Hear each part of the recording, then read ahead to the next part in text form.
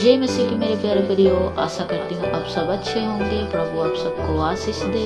मेरे प्रियो, आज हम देखेंगे संकट के समय बाइबल वचन क्या है। यिर्मयाह 29 उसका 10 से 12 लिखा है। यहोवा यो कहता है, बेबीलोन के 17 वर्ष पूरे होने पर मैं तुम्हारी शुद्धि लूंगा और अपना यो मनभावना वचन के कि मैं तुम्हें इस स्थान में लौटा ले आऊंगा पूरा करूंगा।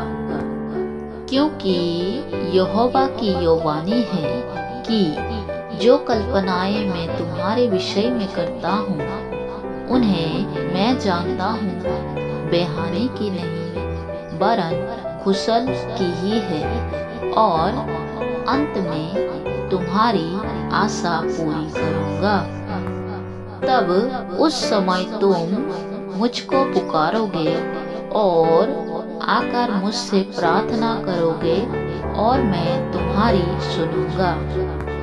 मेरे प्रियो, जब मनुष्य के जीवन में संकट आते हैं तब वो समझ में नहीं आता या समझ नहीं पाते कि हम क्या करें, कहाँ जाए और कैसे रहे। इसी तरह बाइबल में भी जो बेबीलोन के बंधुआई में चले गए थे उन्हें परमेश्वर कहता है कि जो कल्पनाएं मैं तुम्हारे विषय में करता हूँ वो हानि की नहीं वरन कुशल की ही है, और अंत में तुम्हारी आशा पूरी करूंगा। हाँ मेरे प्रियो, परमेश्वर हमारे लिए जो भी सोचता है, जो भी करता है वो हमारे अच्छाई के लिए है। मेरे प्रियो, यूसुफ को भी उसके भाइयों ने मिस्रियों के हाथ बेच दिया था, और एक दिन ऐसा हुआ कि वो वहां का मंत्री बना दिया गया। मेरे प्रियो, यो परमेश्वर क्यों होने दिया?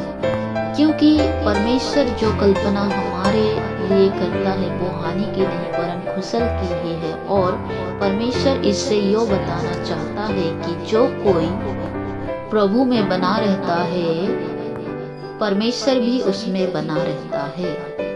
ठीक उसी तरह दानियल के जीवन में भी अगर हम देखेंगे तो वो भी मुसीबत में पड़ा, वो भी बंधुआई में था, लेकिन परमेश्वर ने दानियल को सपनों का अर्थ बताने वाला एक भविष्यवक्ता ठहराया। इसीलिए मेरे प्रियो, सम्मान हमेशा हमें परमेश्वर ही दिलाता है, और जब हम परमेश्वर को प्रार्थना के द्वारा पुकारते हैं तब वो हमारी सुनता है।